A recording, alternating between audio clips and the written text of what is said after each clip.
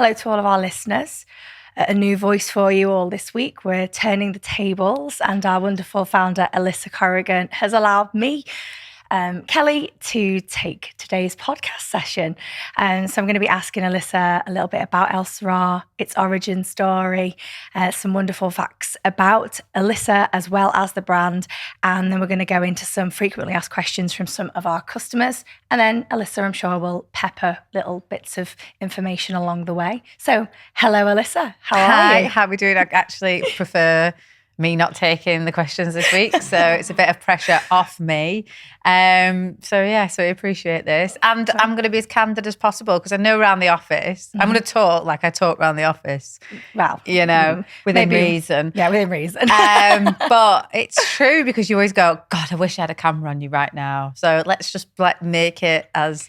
And listen, there might be a bit of bad language. It's enthusiasm, it's passion, it's what gets me going and gets me out of bed every day. 100%. Now, I know the answer to these questions. We spend so much time together, but for people that may not be aware of the Elle-Sera brand and aware of who you are as a person, I think, in the words of Maria von Trapp, we'll start at the very beginning because it's a very good place to start. Tell me, where did Elle-Sera come from? Okay, so it came as a lockdown project, but the actual origins of this story actually go back far more beyond that. So I was always interested in health and fitness. Used to write about it a lot as a journalist. I spend all my time researching it. Really geeked out on it a lot. So a lot of my friends were in the health and fitness field. They were in the supplement industries. Used to turn up to lectures and talks. And in all of my kind of spare time, I would study nutrition and supplements and herbs. So I was very interested in it. And I set up my own retreat called the Life Lab Retreat. That was absolutely great. It was thriving. It was brilliant. And I absolutely loved the retreat vibe. There I learned loads firsthand about women's health, about women's hormonal issues. So, it wasn't just a case of standing there in a field, doing 1,000 burpees, starving women so they were on 800 calories a day and then, weighing them at the end of the week. That's not what we're about. We're about hormonal education, teaching them how their body works at different phases through their life as well. So a 30-year-old lady would have a completely different hormonal profile than a 55-year-old lady. So it was about explaining that to them, what works for one won't work for the other. And, these women would come out armed with knowledge. It was amazing. I absolutely loved that business. It fulfilled me in every single way. It allowed me to be creative marketing-wise. It allowed me to produce these great adverts. It allowed me to travel. We did them in Marrakesh. We used to do the UK ones in Norfolk. Met so many people. I just loved it. COVID hit, bang, gone. Everything was gone. And I had to refund all of my customers in one day. And I couldn't believe it. And I was like, who knows when I'll do it again. And it was a big life lesson because I'd put all my eggs in one basket. And that was my only income stream. And it was gone. So, overnight it was gone. So it was one message that I got off Facebook off a retreat client who said, what can you do to improve libido? And I thought, if this woman is thinking this, and this was the last kind of woman I would have ever thought would have asked me about libido. And I thought, if she's thinking it, then maybe others are thinking it too. So it really spoke to me and I thought, I'm going to look into this. So then I started doing some research. Used to go on Google data, used to look at data trends, how many times sexless marriages were getting Googled, how many times libido enhancer would get Googled, how many times, low libido in women would get Googled. And the statistics were enormous. So I thought there must be something in this, but why does it happen in the first place? So I started really looking backwards and then, started looking into the menopause and realizing it's all linked and going from there really.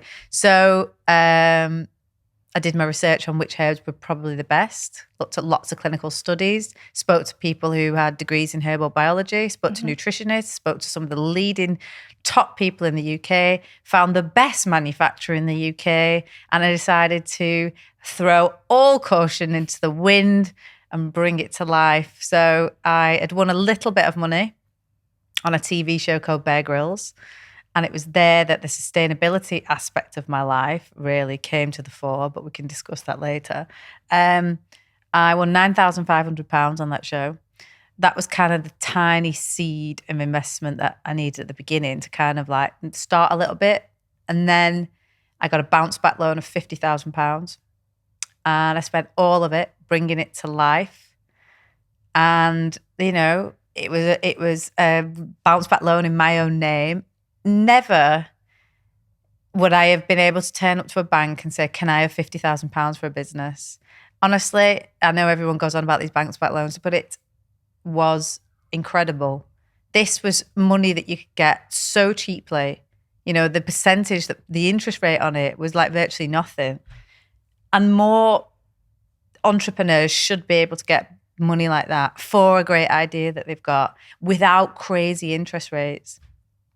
Never again, I don't think we'll ever see that again, but it was incredible. And there have been some incredible businesses that came out of lockdown, and I would say that ours is one of them.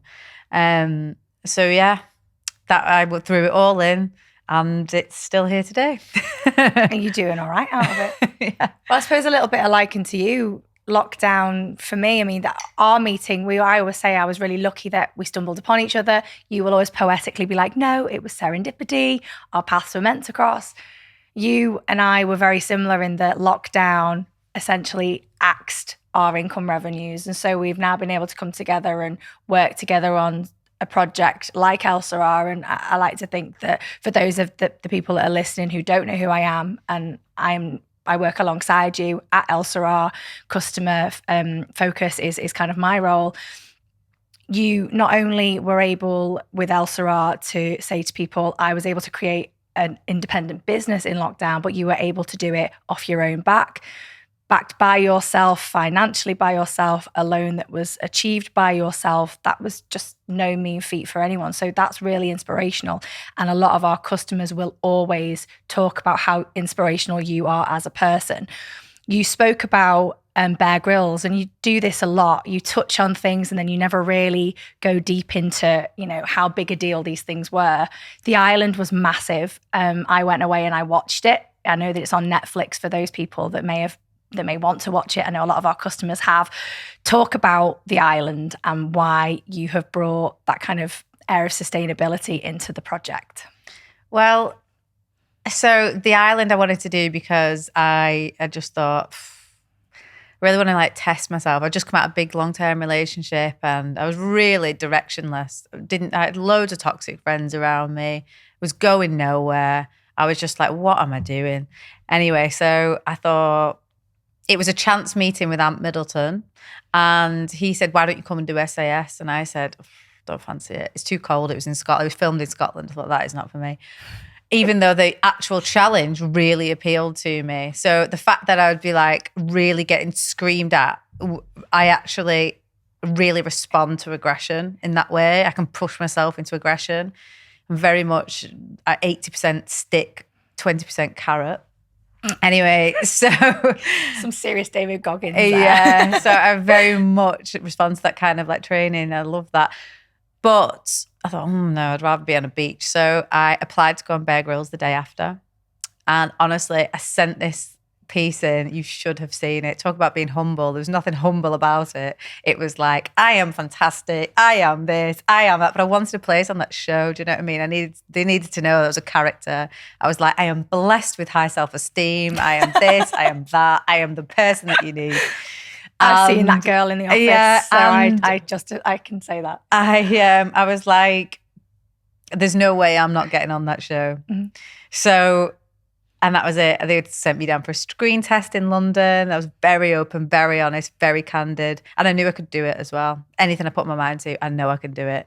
Everyone I spoke to who'd done the Island, celebrities who'd done it, were like, this is like the grimmest thing you'll ever do. Like, it's seriously hardcore. There isn't no, like, they turn the cameras off and you go and get a Mars bar. This is, your body is dying every day. You are starving to death. And I was like, no, that sounds great. That's exactly what I want.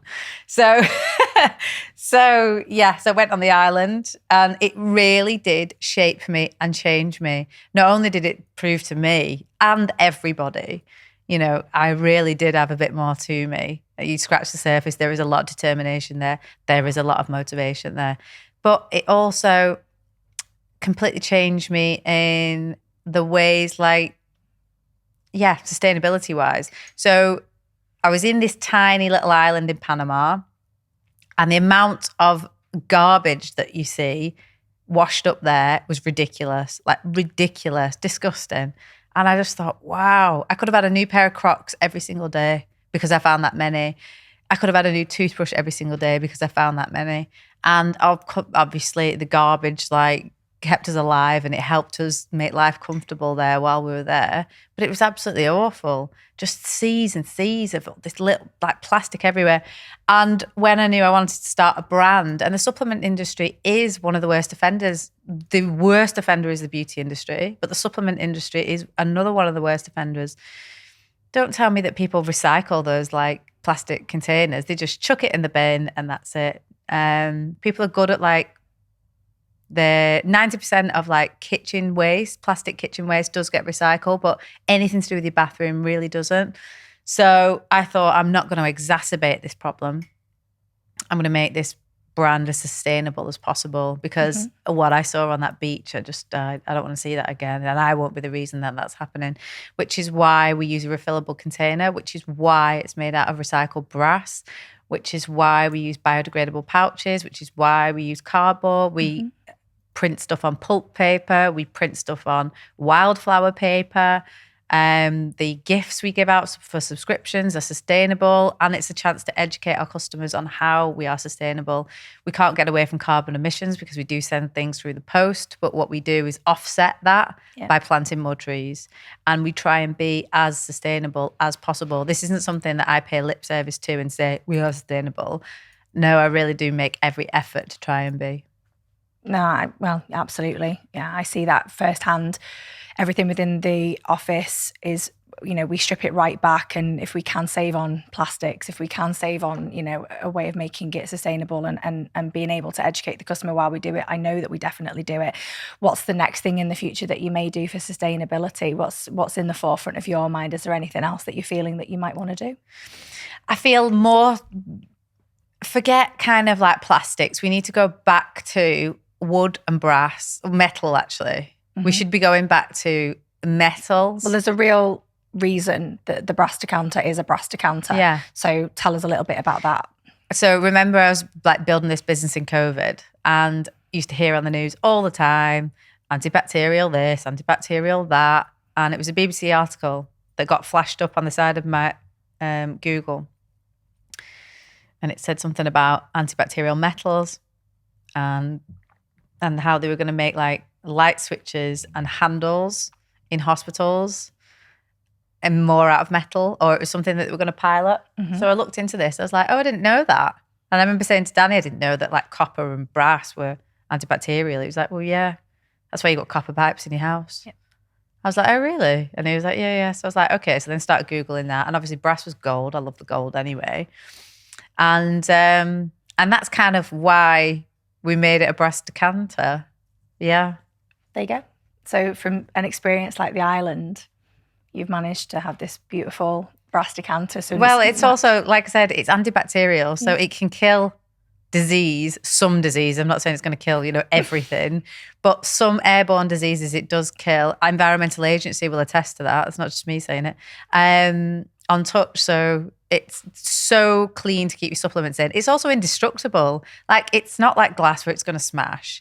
And so you can take it on holiday. Like, Danny, right, our curtain fell down the other day and he couldn't find a hammer, and he has hammered the curtain pole back in with my brass decanter. I will even send a picture so you can all see it, so I'm not lying, because now it is, like, got a big divot in it, but it's still working fine. It's still going. It's still there. No, that's brilliant. So the island came, you conquered that one. The business came, you conquered that one. Or I like to think you've conquered that one. There's still room. We're still growing every day. I would say we're at green shoots. in the oak tree that I'm trying to build, we are at green shoots stage. Okay. Something that maybe some of the listeners won't know is that this year you had another magnificent triumph in baby Grace. And at the moment, I'm seeing, obviously, she's now 6 months old, absolutely gorgeous, super, super happy baby. With that came lots and lots of changes to your own body and lots of changes to your own way of thinking. And so I suppose what I want to know is, what are you now bringing to the Elle-Sera table as a mum that you didn't bring beforehand? What am I bringing to the table as a new mum? Yeah. Lots of different things has changed me. And yeah, being a mum has completely changed me. My perspective on everything has changed. In every way. It's definitely made me more compassionate. You know, sometimes I'm not as bad-tempered as I can be with people to think that's someone's child. Like that would be my child, you know what I mean? But also I appreciate, you know, what a lot of women say about you can't have it all. And you really can't have it all. And I tell you what, International Women's Day hit different for me this year because I am a 100% full-time working mum, full-time in work. And, you know, nobody asks Danny who's looking after Grace. Nobody, ever. And it's not just a meme, it's true. You know what I mean? He's like, oh no, sorry, I've got to be somewhere. And I'm like, oh, I have to be somewhere. Why is it a given that I have to look after her? This is 50-50, but it's never 50-50. And also, it never will be 50-50. Please try and stop trying to make it 50-50. You are biologically meant to be around your baby. Like, your instinct kicks in. There's a reason why, you know, dads can just go off. And actually, by me saying, okay, well, I know I need to go and do this, I need to go and do that, go and do the other, I'm actually fighting my biological urge and my instincts to actually want to look after my baby, you know, and that is what it is. Mm-hmm. And I think sometimes, and I know feminists would be like, oh, what, can't believe what you're saying, but people are trying to have it all and you are trying to fight biology. There is a reason why women don't get to the top. And it's because, you know, I mean, I had a meeting about female investors and why female businesses don't get as much investment as men and why females don't invest in women as much as they could. And I said, it's biology. And they were like, what are you talking about? And I was like, if you've had children, you immediately have become more risk averse straight away. It doesn't happen to a man. Their hormones do not fluctuate like a woman's, especially after they've had a baby. Your brain completely changes. A neurological scientist will say this to anybody. Parts of your brain completely change when you have a baby. It's just biology. You are more risk averse. That's why you're not going to be like throwing thousands of pounds of cash into a fund for another business. It's also why you probably lose the motivation sometimes to run a business. You know, I can't say that I've been like, I'm not as aggressive in work as I used to be in terms of our growth and being in the office all the time because I can't be. Because I also now have to spend my time with Grace. And I would say that 70% of my time is now with Grace. And yes, I'll drop in meetings around her instead of it being, no, my meetings are make up my day and I'll drop in my life around my meetings. Do you know what I mean? And that's how life has changed. So I do get what women say. You know, the mental workload, it wouldn't occur to anybody to put a wash on or take a bin out or do this or do that. That's still on me too. And I do get stressed out. So it's like, I do get the phrase that, you know, behind every successful man is a successful woman. Brilliant. That's fantastic. And if I was like a stay-at-home mum, I would do it to the best of my ability. But unfortunately, I'm not. My partner works full-time. I work full-time. But who's looking after me? Nobody. So I'll have to get some hired help, definitely.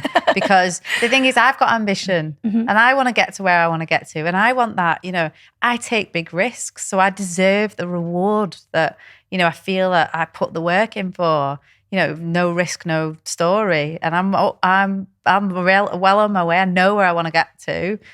And and we'll never get there without some help. So there's no shame in it. And that's where I'm at, yeah. That's the next thing.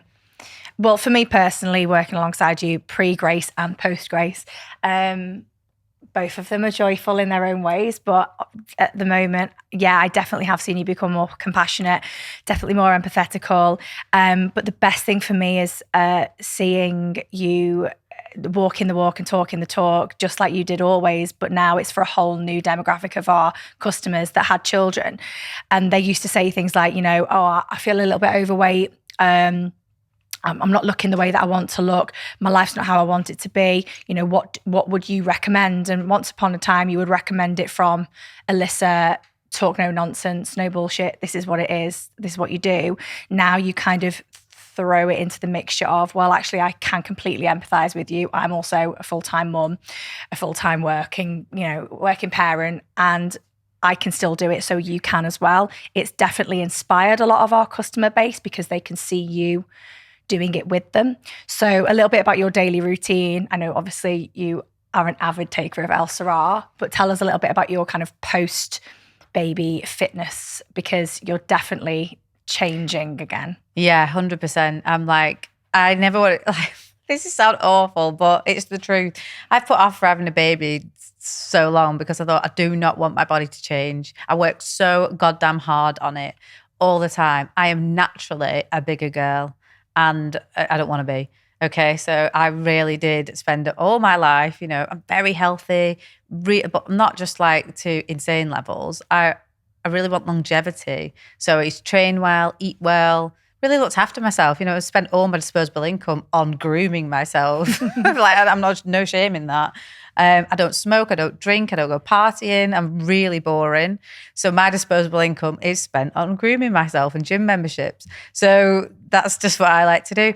But so that was really important for me. Probably one of the reasons I did put off having a baby for so long is because I thought, oh, it's going to really ruin my body and whatever. So I was very passionate about keeping in shape while I was pregnant, researching so much clinical data about stretch marks. I thought, oh, stretch marks are a given. Now I'm telling you now, I didn't get one. I was so on it in terms of, you know, I looked into, apparently you can get them because of a zinc deficiency. I was so on it in every single way. You can get them, listen, they are natural and loads of people do get them, but I was so on it, moisturizing myself day in, day out. Anyway, trained all the way through my pregnancy. And then as soon as I was able after my cesarean to get back into training, then I have been. So I weight train 3 times a week now. And I mean, it's hard to get a babysitter. And then I'm always doing 10,000 steps minimum, have to get that in. But also the biggest gains you're ever going to get is from your diet. Mm-hmm. You know, I'm very locked on. I do not eat junk. I don't eat rubbish. I don't drink alcohol. You know, I'm always saying to our customers, listen, you got to give up the alcohol. Or like, it's just making your symptoms worse. You're exacerbating yourself. And I'm sitting here, somebody who's I'm not just saying it and then going to get pissed at the weekends. I walk the walk. You know, I mean, I'm not recommending something I don't do myself. And I'm telling you, there's nothing good that comes from alcohol consumption, especially to the levels that people do it. It's all right now and again, enhance your food with a nice glass of wine, fine. But if you're drinking to blot out the pain of the day, maybe you need to focus on what the pain of the day is, you know. And, you know, I know so many girls who drink to excess and then they've got riddled with anxiety the next day. And then it's like they're full of anxiety and then they want to take antidepressants and they're just on a downward spiral instead of actually facing what's actually making them drink to excess in the first place and focusing on maybe working on themselves to get themselves to a level where they do feel happy and they don't have to blot things out. I've been that girl, by the way. I've done that. And that's why life is great. I've got a business that's thriving, something that I get up for every day, that's a complete purpose, that fulfills me completely, a beautiful little girl, a lovely relationship. Everything's going on in my life. It's great. It really is. And I don't want to escape from that anymore. And I think that was one of the things when I went on the island, the island, my life was completely different. And then I went there. I learned so much about myself. Like, you know, I don't want to come out with the cliche like, oh, it was a journey, but it really was a journey. And I came back, I was completely different. But the one thing I did do as soon as I came back was give up alcohol. That was it. And you know what? about 3 weeks later, I met my partner now, who was also teetotal. And I thought, this is perfect. Now, if I hadn't have made that decision 3 weeks previous, he would have been like, oh, well, she's not for me because she's just, party girl. Yeah. So, it was the right reasons. And I got myself to a place where if I was in a relationship, great. And if I wasn't, great. I was happy. And I think that was the biggest thing. Well, yeah, lot came out of that non-drinking. Yeah, fair enough. No, I get it. I mean, I was at a function like last weekend, and only for the fact I was like, oh, what do you want to drink? Okay, just have sparkling water. Like, are you pregnant? Like, you've got to be pregnant or driving. Like, you can't go anywhere and just say, I'm not drinking without getting looked at like you've got 5 heads. No. It is really sad. like society just assumes that to go out and have a good time, you have to be doing something like drinking alcohol or making some form of crazy decision. And or being something like, or you've got a problem with it. I went to a hen do and I was like, I was in the early months of my pregnancy and I hadn't told anyone at the time. And I was like, oh, I'm not drinking. And they were like, why? And I was like, I just don't drink. And they were like, oh, you had problems in the past. I was like, no, how about it just doesn't do nothing for me? Yeah, I just don't like the taste of rosé. No, it's so strange. I get it all the time, and I know that you get it all the time. But it's like, no, fizzy water will do us. No, pregnant? No, I just don't want to drink. The thing is, I now really haven't got much in common with people who are drinking. Mm-hmm. So if I'm going out, I just can't tolerate people who are, it's like 3 drinks and I'm gone. I'm like, see you later, guys. And that's fine for me. And if I want to meet up with my friends because they are drinkers, then I suggest doing other activities. Boring, I know, but I'm like, can we go and do a gym class together? Can we go for a walk? Mine is, if I'm socially meeting someone, then they have to be doing something kind of activity. Yeah. For me to be, Yeah, no, I agree. So just off the back of it, because you mentioned it then briefly, women at the moment are outcrying to us on a daily basis, the emails, the DMs, that we get saying, I've been to the GP, I've walked in, I've just said, I'm just not feeling myself, I don't feel great, I don't like the way that I look, there's just something not right. And you literally just touched on it then. A lot of the time they're not addressing the root cause of what it could be, which we now know is fundamentally their hormones. And they are doing things like saying to them, here, have some sertraline, this will fix everything. Or maybe you should think about doing this, or think about taking this prescribed drug. I know our views are really aligned on it and in what we say in response to that. But if anybody's listening that isn't perhaps aware of Elle-Sera and how we talk about that subject, what would you advise to those ladies? Well, the problem is on both parts, okay? So the ladies who've gone in there, okay, they haven't tried everything themselves. They haven't changed their lifestyle. I can guarantee they're not sleeping well. I can guarantee they're not exercising enough. I can guarantee they're not pushing themselves in the way that they do. I can guarantee that they're stressed out. I guarantee they're not getting enough sunlight in the day. The diet probably isn't optimal. They're probably full of nutritional deficiencies. I could go on and on and on. I guarantee they haven't tried everything yet, okay? Because if you changed all those things, I'll tell you what, your life would be dramatically different in 30 days. Never mind anything else. They've gone into that doctor for that prescription. So they ain't coming out without. So they've gone in, I'm feeling sad, right? And they might be at the wit's end at this point, but they also have to help themselves. It takes tough love. I am very much tough love school. This is the way it is. Like, we haven't got time to waste. And if you want me to be a sympathetic ear, I can be to a degree, but it has to start with you changing and doing some actions.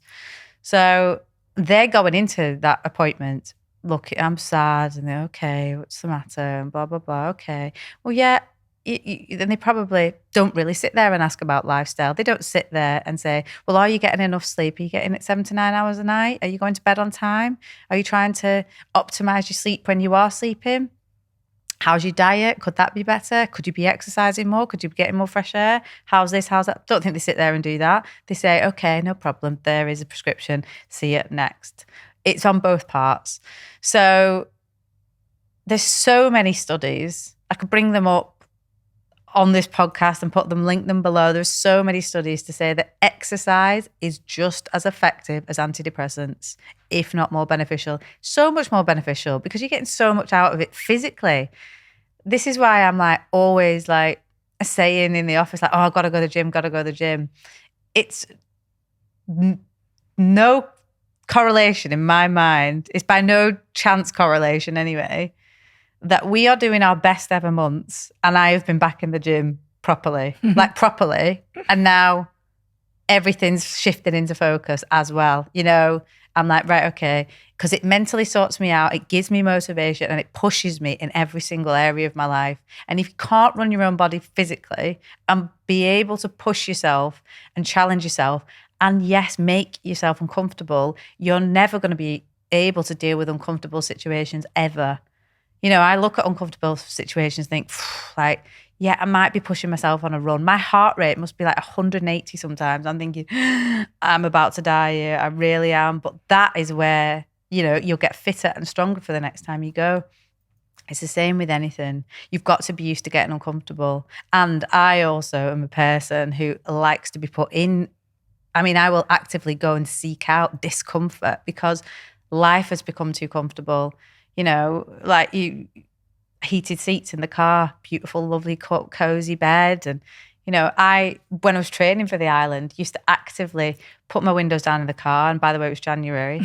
I used to put the windows down, make myself uncomfortable. It was cold showers. It was this, it was that. I was actively seeking discomfort because life is too comfortable.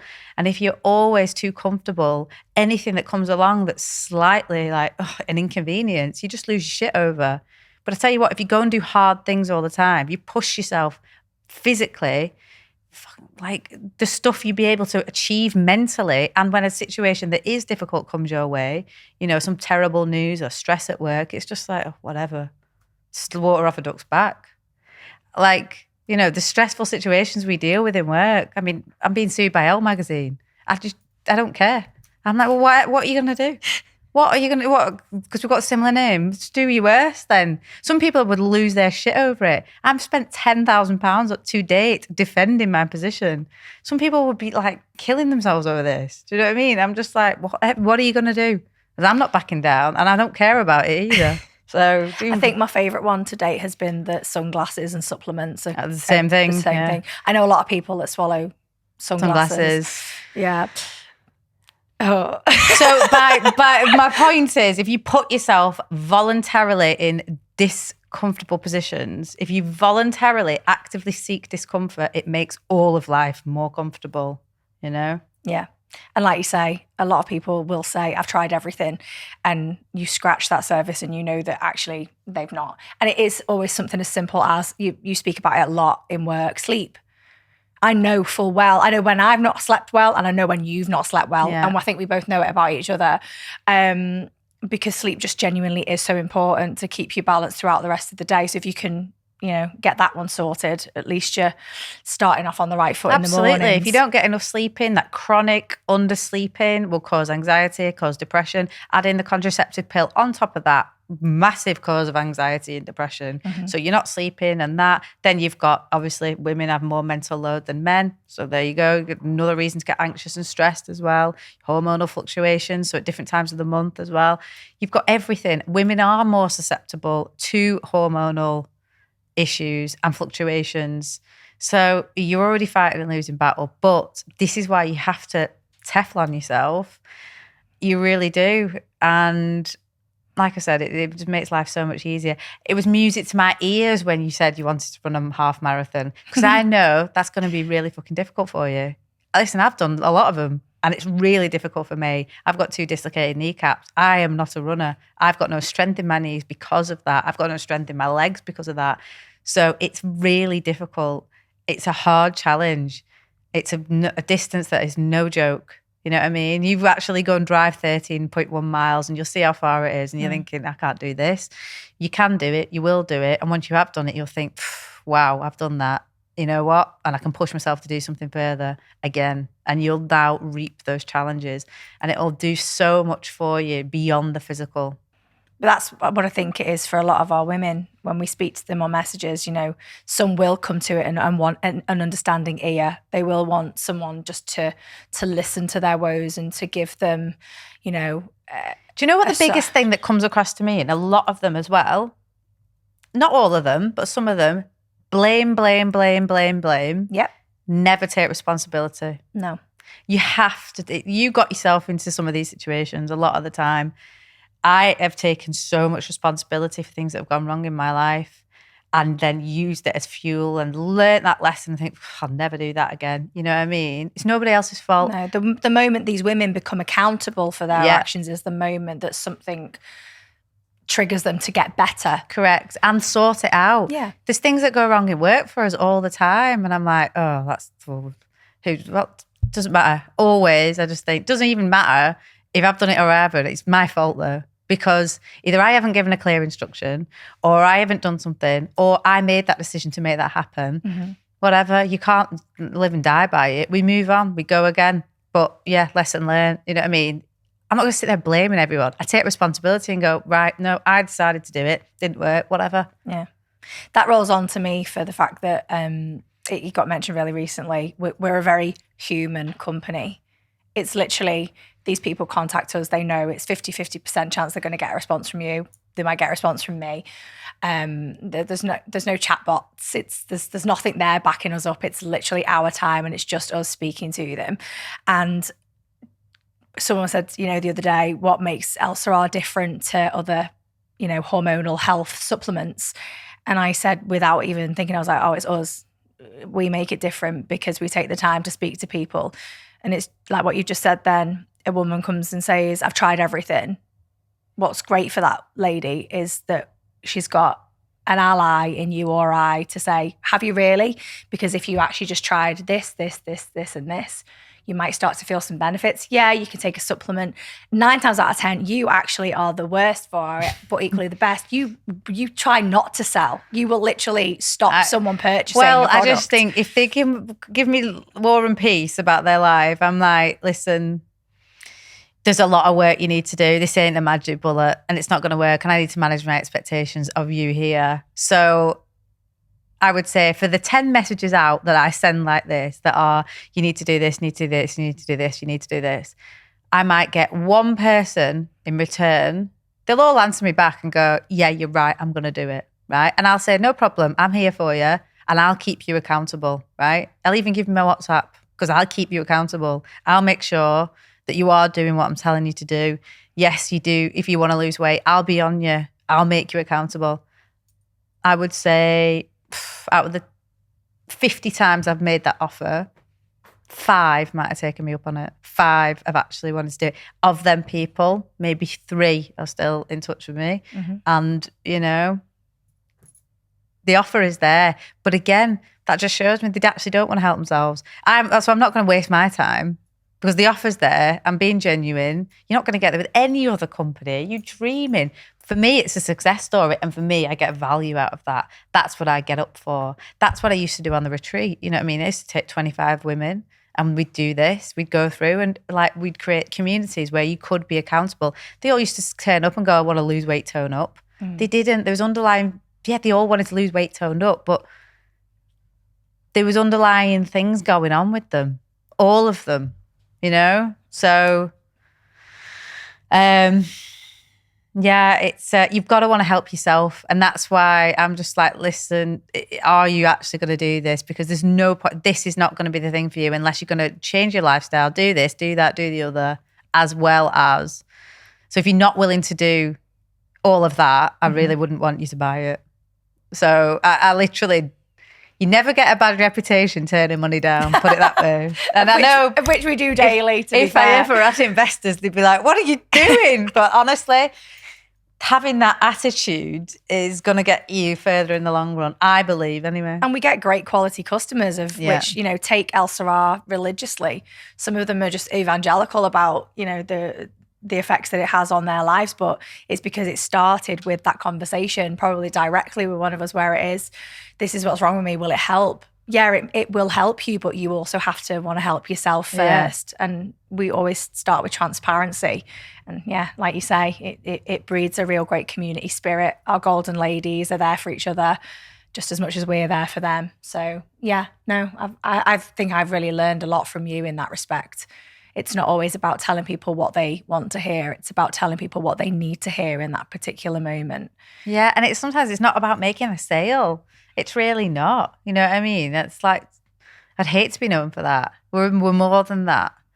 And that's why, I'm dead against everything that any marketeer tells me to do. Like, you need to employ AI. No. You need to do ChatGPT. No. You need to employ a team in the Philippines to run your customer service. No. How about no? How about my whole business is customer service? How it's all about human connection. How about no? You know what I mean? Yes, it'll be more expensive. Yes, it's harder. Yes, it takes us longer.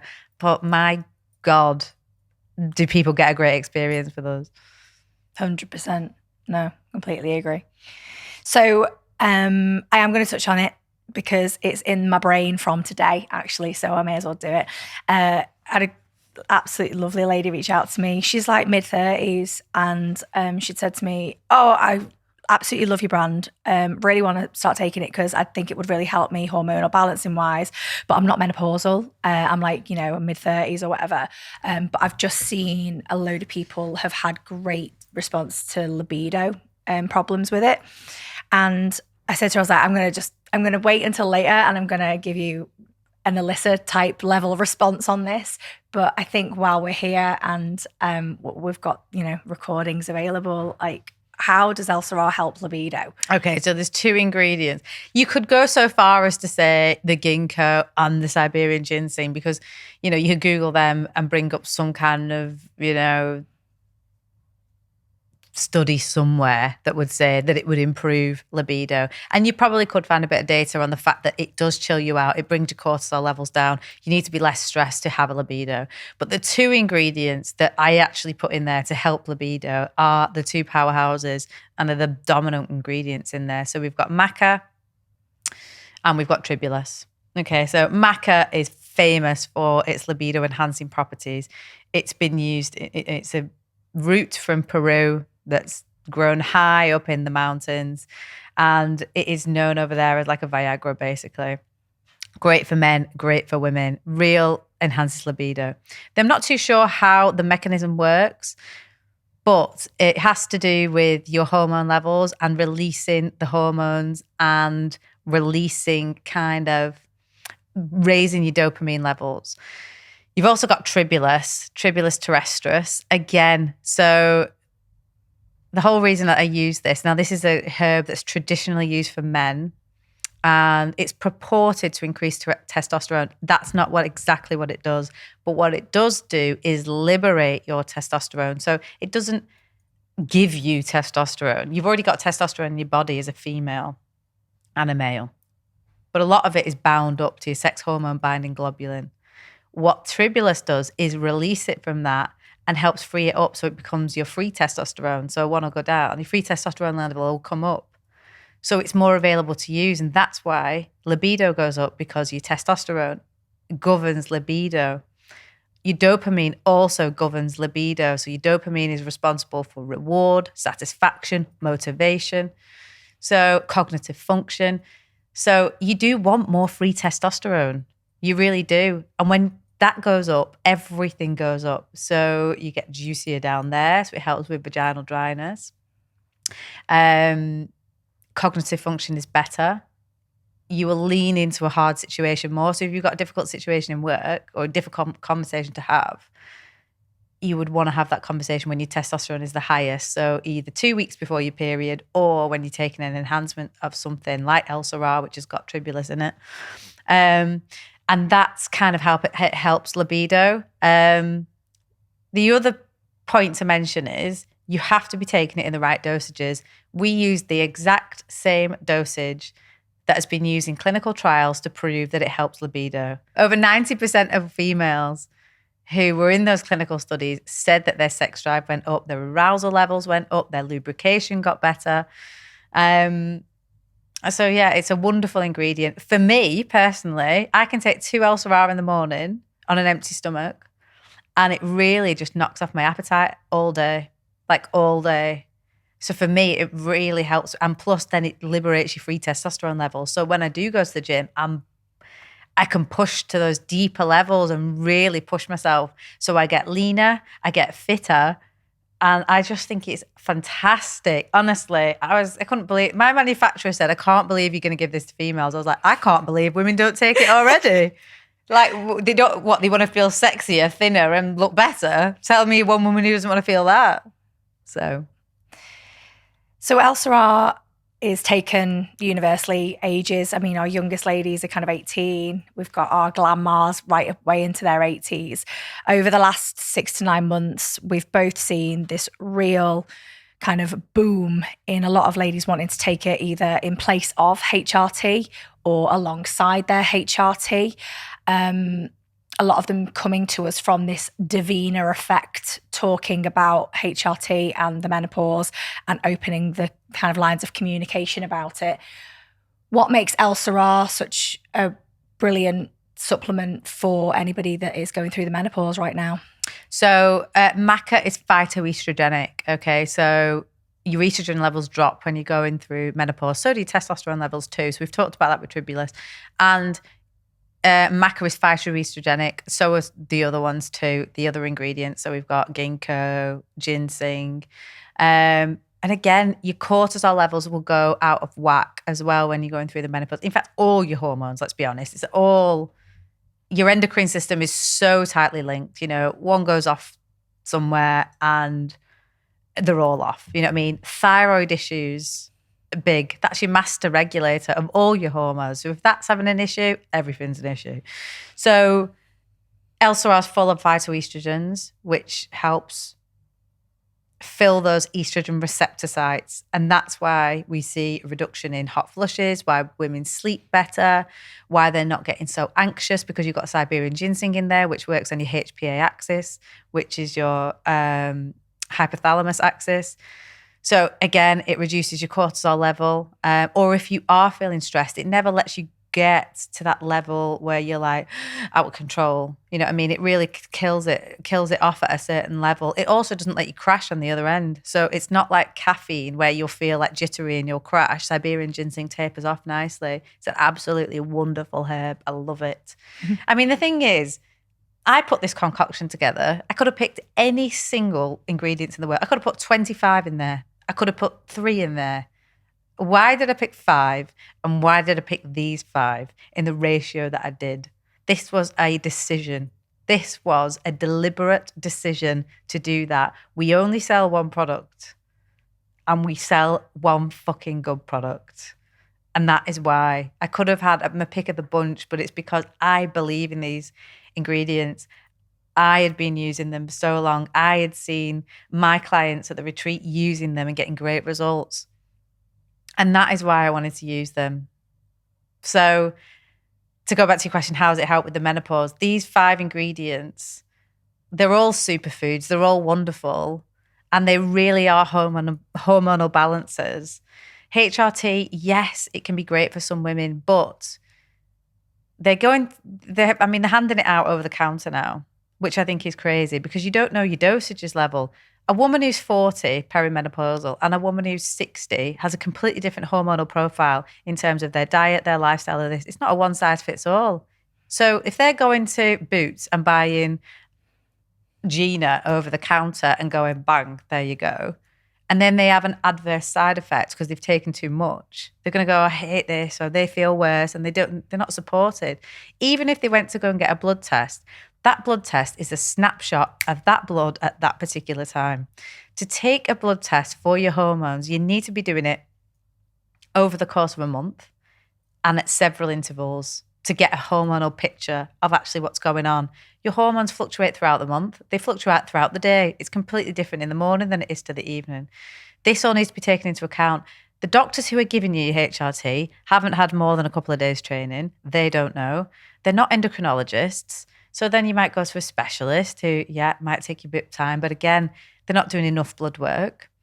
And then they're trying you on loads of different stuff. So it's a minefield. HRT is a minefield. And 62% of women have to come off it because of the adverse side effects, because there's not enough data capture on the ladies that are going to take it.